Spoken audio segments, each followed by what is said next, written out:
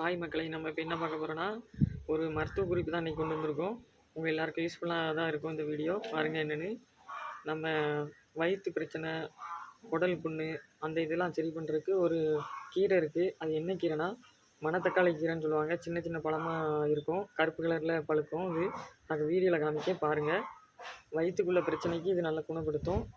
இது வந்து அரைச்சும் குடிக்கலாம், இல்லைன்னா நம்ம சமையலில் கூட்டு மாதிரி கீரை கூட்டு வைப்போம்ல, இது கீரை வகையை சேர்ந்தது தான். அதனால் கீரை கூட்டுமே வச்சு சமையலில் சாப்பிடவும் செய்யலாம். ஒரு வாரம் ட்ரை பண்ணி பாருங்கள். உங்களுக்கு வீடியோவில் காமிக்க பாருங்கள்.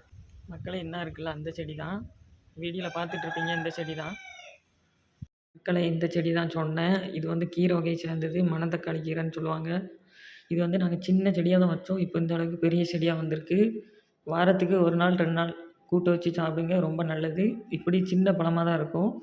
இது பழுத்த பிறகு கருப்பு கலரில் இப்படி இருக்கும். இதை நாங்கள் சின்ன வயசில் பறித்து சாப்பிடுவோம். ரொம்ப சூப்பராக இருக்கும்.